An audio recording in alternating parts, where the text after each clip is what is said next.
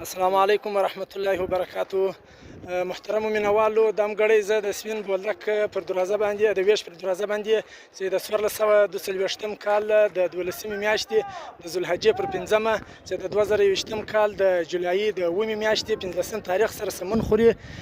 دا مهال زه د سپین بولدک په سرحدي دروازه کې د اسلامي امارت د مجاهدینو سره حضور لرم. په سپین بولدک او کندهار په نور سرحدي سیمو کې د اسلامي امارت مجاهدین خپل پر ځایو باندې قرار لري.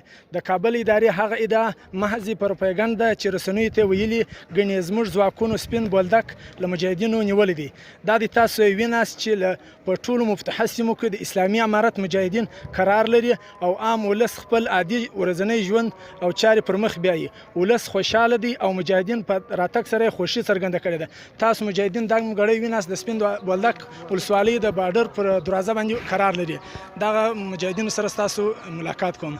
مجاهد صاحب که راته ووایاست دا مګړی تاسو پر کوم ځای قرار لري؟ الله پاک ستاسې او د ټولو مجاهدینو څخه راضي سي. الله پاک د ټولو مجاهدینو قربانۍ قبولې کړي. لله الحمد. نن زموږ بری ماښام 2مه شپه وه، نن 2مه ورځ ده چې دلته مجاهدین الحمدلله په ډېر قوي مورال سره رالل، په ډېر غټ طاقت سره د الله په نصرت سره چې دلته د ویش علاقې ته را داخل سوه. نو دشمن په زاریو په خواستۍ باندې سو او بیا نو مجاهدینو چاته لار ورکړله چې سلاوې ټولې دې نه وګرځولې. لله الحمد ټوله ووتل. خو بیا سهار دی د بولدک په سپین بولدک د ولسوالیو د قمندانۍ د طرف څخه یوارې په شپه کې زور وکړي، خو هغه شوب دي وسوځل سوې، ټانګانې وسوځل سوه، مړې پاته سوله، ولاړه په تېښته سوه. بیا دویم وار یې سهار زور وکړي چې ډېر جنګ یې وکړي، خو بیا هم الله پاک وشرمول، ذلیله شرمنده رسوا مات سول، ولاړل ټول د کندهار طرف ته. اوس لله الحمد د تختپول تر ولسوالۍ پورې مجاهدین قرار لري. ټوله سیمه د مجاهدینو تر تعقیب لاندې ده او امنیت یې ساتلی دی. او دلته پر دروازه باندې هم لله الحمد د مجاهدینو حضور ښه فعاله دی.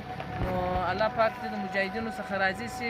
مجاهدینو ډېر په مېړانه ډېر په غیرت باندې دا کار وکړي. الله دې ستاسې څخه هم راضي سي. ډېره ډېره مننه، مهرباني. مولوي صاحب، د دښمن هغه ادعا چې ځینو رسنیو تور کړې وه چې د 2020 کال د جولای د 9 میاشتې د 15 تاریخ سره سمون خوري، د 1442 د 12 میاشتې د ذوالحجې د 5مې سره سمون خوري.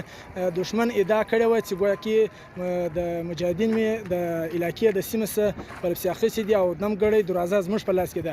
دا ادعا خو حقیقت نه لري. دغسې خبره ده؟ و بالکل دا درواغ دي، د دوی درواغ دي، د دوی تبلیغات دي. اوس چې خپل مورال یې د لاسه ورکړی دي ټوله مسلمانانو ته و ټوله نړۍ ته، بلکې دا معلومه ده چې مجاهدین لله الحمد د اسلامي امارت مجاهدین ډېر فعال دي او ډېر منظم ګروپونه لري چې هر ځای ته خپل تشکیلونه برابر کړي دي.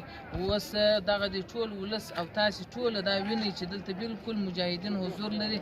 دا د دوی تبلیغات دي چې په تبلیغاتو باندې اوس خپل ځان په مخ باندې کوي او میډیا باندې ځان ښکاره کوي چې خلکو ته چې مطلب موږ تر اوسه پورې خپل علاقه په کنټرول کې ده. خو لله الحمد هر څوک یې ویني. اوس هر څوک سترګې نشي پټولی، ټوله دنیا یې ویني چې دغه د مجاهدین دلته حضور لري. دا د دوی درواغ دي. جزاک الله.